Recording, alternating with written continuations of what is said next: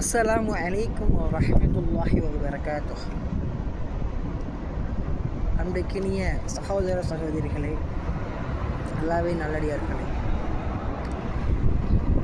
இன்று நாம் நப்ஸை பற்றி ஒரு சில விஷயங்களை பகிரப் போகிறேன் உங்களிடம். இன்ஷா அல்லாஹ், அல்லாஹ் அது உங்களுக்கும் எனக்கும் நன்மையாக ஆக்கி தருவானாக. இந்த நப்ஸை பொறுத்தவரை, நப்ஸை எதிர்த்து நம்ம வாழ்க்கையில் நம்ம செய்யக்கூடிய அனைத்து செயல்களும் காரியங்களும் இருக்கிறதா என்று நாம் முதலில் சிந்திக்க வேண்டும். நப்ஸை எதிர்த்து போராடுகிறோமா, இல்லை நப்ஸுக்கு கட்டுப்பட்டு வாழ்கிறோமா? இப்போது எப்படி சொல்ல போனால், ஒரு ஹதீஸ் இருக்கிறது, நம்மளுக்கு பிடிச்ச ஹதீஸை மட்டும் நம்ம எடுத்து நம்ம அதை ஃபாலோ பண்ணுறோம், அதை மற்றவர்களுக்கு சொல்கிறோம், பிடிச்ச ஹதீஸ்.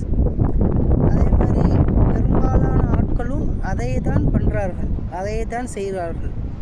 அவர்களுக்கு தேவையான ஹதீஸ், அவங்களுக்கு மனசுக்கு பிடிச்சமான ஹதீஸ், அவங்க நப்ஸுக்கு பிடிச்சமான ஹதீஸை எடுத்து தான் பேசுகிறார்கள், பகிர்கிறார்கள். உதாரணத்துக்கு சொல்ல போனால், ஆதமுடைய மக்கள் அனைவருமே பாவம் செய்யக்கூடியவர்கள் தான் அப்படி என்று நம்ம ஒரு ஹதீஸ் இருக்குது, அதை பார்க்குறோம். அது எல்லாராலும் பேசப்படுகிறது. அப்போது அந்த ஹதீஸ் நப்ஸுக்கு பிடிச்சி பேசப்படுகிறது. நப்ஸுக்கு அந்த ஹதீஸ் பிடிக்கிறதுக்கு காரணம் என்னவென்றால், அப்போ நம்ம மனிதன் தான், நம்ம பாவம் செய்வோம் தான், பாவம் செஞ்சுக்கிட்டு அப்புறம் போய் நம்ம மன்னிப்பு கேட்டுக்கலாம். அப்போ அதில் என்ன நம்மளுக்கு ஒரு யோசனை வருகிறது என்றால், அப்போ நம்ம பாவம் செய்வதுக்கு அது தூண்டுகிறது. அது உண்மையாக புரிந்து கொண்டால் அந்த ஹதீஸை இப்படி நம்ம நினைக்க மாட்டோம். நம்ம நப்ஸுக்கு ஏற்றவாறு நம்ம ஹதீஸ்களை வளைத்து நம்மளுக்கு பிடித்த மாதிரி ஆக்கி கொண்டு இருக்கிறோம்.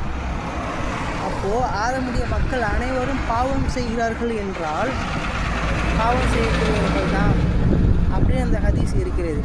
அப்போ அந்த ஹதீஸை வைத்து கொண்டு இன்று நப்ஸுக்கு கட்டுப்படக்கூடியவர்கள் எப்படி அதை ஆக்குகிறார்கள் என்றால், அப்போ ஏதோ சின்ன சின்ன பாவங்கள் செஞ்சுட்டாலும் மன்னிப்பு கேட்டுக்கலாம் அப்படிங்கிற மாதிரி ஒரு சூழ்நிலைக்கு ஆயிருக்கு. பெரும்பாலானவர்கள் அப்படி தான் இருக்கிறார்கள், என்னையும் குறிப்பிட்டு சொல்கிறேன்.